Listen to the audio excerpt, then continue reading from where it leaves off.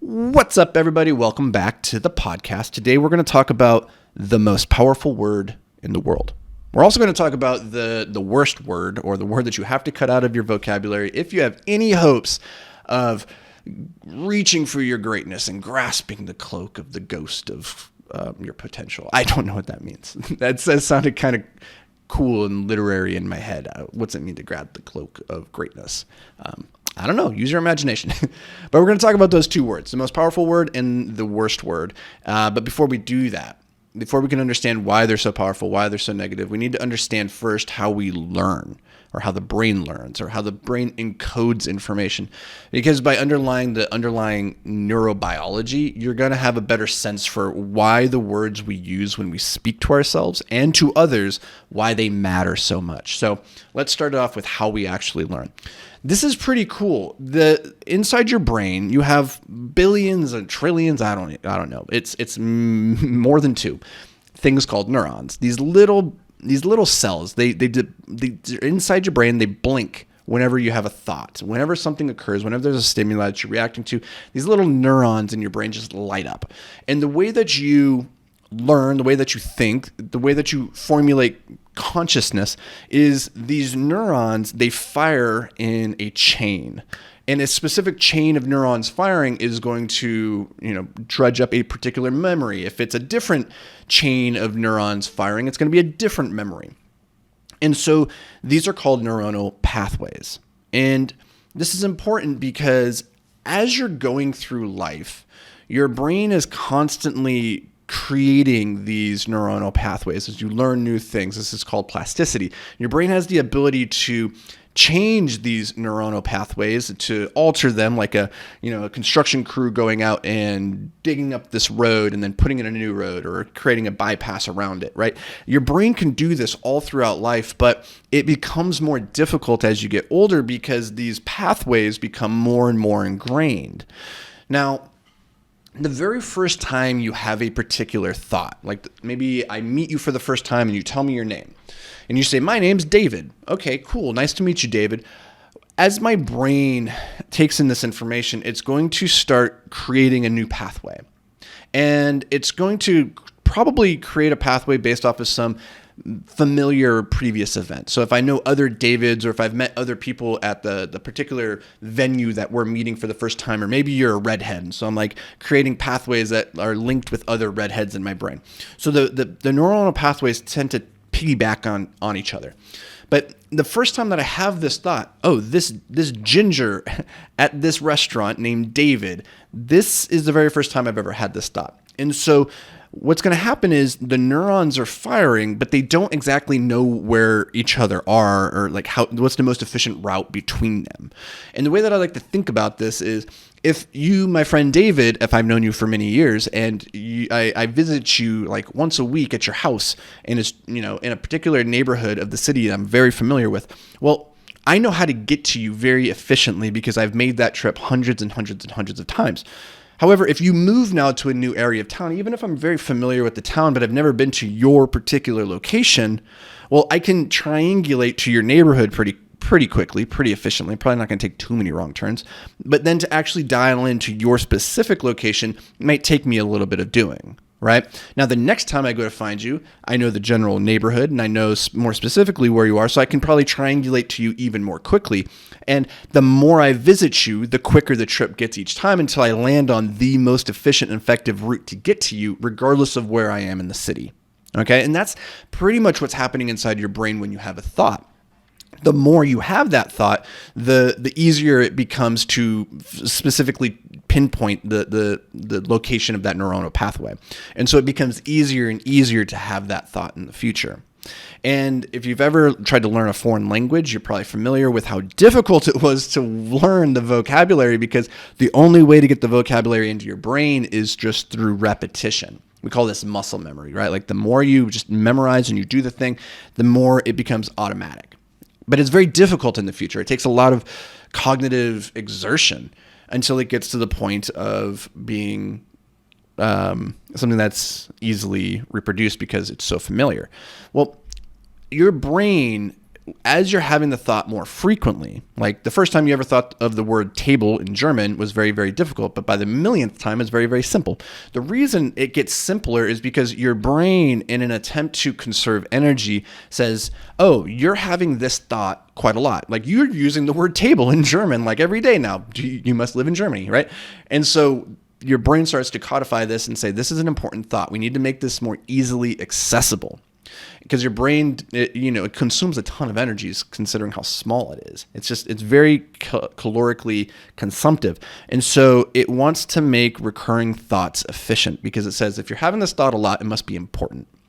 Now, it doesn't necessarily say, like, knowing the word for table in German is probably not a super important thought in the grand scheme of things, but because you're thinking it so frequently, your brain interprets that as being important. And that's going to be a really critical nuance to understand a little bit later when we get to the most powerful word and the least powerful word, is that your brain doesn't really have a way of contextually saying this is actually an important thought. It's just saying you're having the thought a lot, therefore it's important. Okay, so you can start to understand a little bit that which thoughts you have, which words you use when you're speaking to yourself matter a whole lot. Because if the words that you're saying to yourself is I suck and I'm no good, I can't learn, I'm slower than the others, well, those thoughts are, if you're having those frequently, your brain is saying this must be important because you're having it so often. So let's try and make this thought easier to have in the future, right? And so it's like this negative spiral loop. But on the other hand, if you're having positive thoughts, those thoughts become easier and easier to retrieve in the future.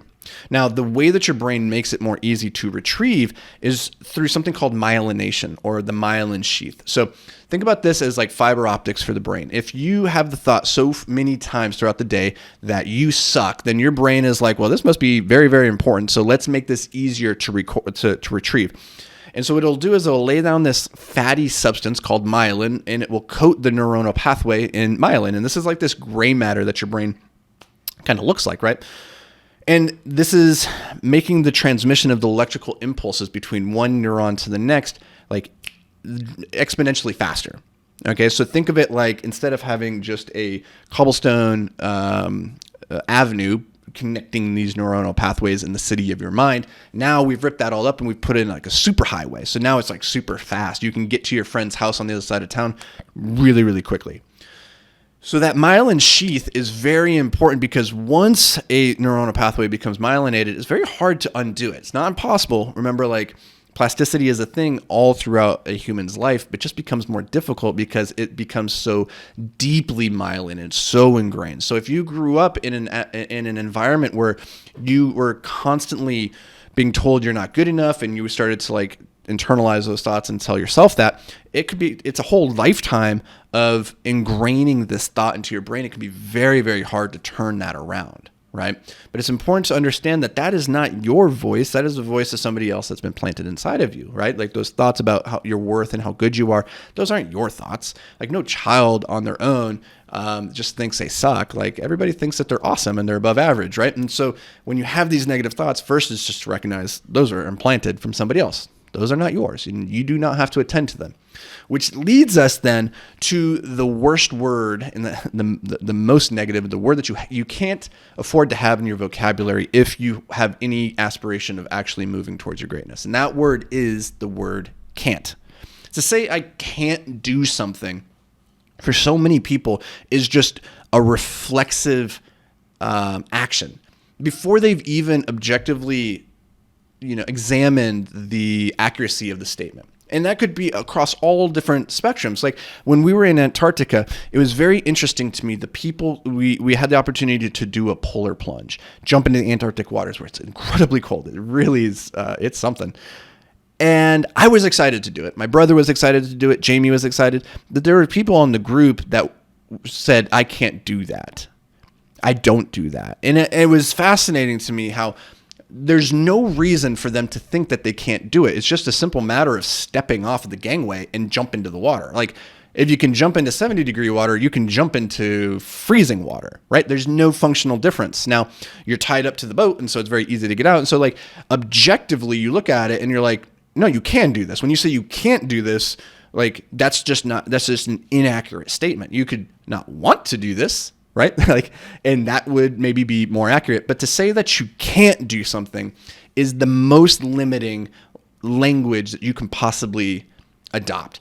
And I believe that if you want to move towards your best self, you don't have room for limitations. You don't have room for self limitations, at least. Like, the world is going to limit you enough. You don't need to impose more onto yourself. And so the word can't, I find to be the worst word possible. Now, instead of saying can't do something, I find the most powerful word ever is the word yet. Because I don't like the affirmation culture that's like, I am a millionaire, I am wealthy and rich, and things come easy, and I'm beautiful, and I'm capable of doing anything. I don't like that language, because I think undergirding it all is this like almost self-delusion, this fake it till you make it. And I don't like that, because I think the only person, like, you can fool a lot of people, but the most important person, yourself, is not being fooled. And so I don't like that. I like to take a more realistic approach to my capacity and say, I maybe can't fly yet, right? Yet is a powerful word because it opens and expands, and it leaves open the door of opportunity and possibility, and saying, just because I haven't been able to do it in the past, or in this moment it's not possible, doesn't mean it's not possible in the future. And if I keep working and I keep striving for a solution, I will find it. I love the word yet. Like, I have not built $1 million company yet. I am not a millionaire yet. It changes the whole dynamic, because it's being honest about what you've achieved and where you are currently, but it's leaving open that door and saying that it's just a matter of time and energy and application, and that you have the potential. And I think always leaving the door open for your potential is an important concept that so many of us growing up never, like, we closed that door, we shut it, we locked it, and we said, no, nothing can get through there. But if you were coming from a childhood, an upbringing, just a life where your self-esteem is very low, and the beliefs that you have about what you're capable of have been influenced heavily in the negative direction by others, then the first step towards unlocking your potential, I think, is to start changing those words. Stop saying those negative limiting things about yourself, and start substituting a more realistic perspective of, I have the potential. It's just a matter of continuing to move forward towards that potential. And so yet is just this implicit understanding that it's a matter of time. And for me, that makes it the most powerful word in the world. So I hope this brought you guys some value. Let's wrap it up. Let's get out of here, guys. If it did, do me a favor. Share it with somebody that you think would get some value out of this episode, or, one of the previous episodes that we've done. And as always, my good friend, stay focused. No, you know what? Scratch that. Stay hyper-focused. Until tomorrow, I'll see you right back here bright and early, or in the afternoon, or whenever you listen to these podcasts. But guys, I'm excited to have you here. Thank you so much. See you tomorrow.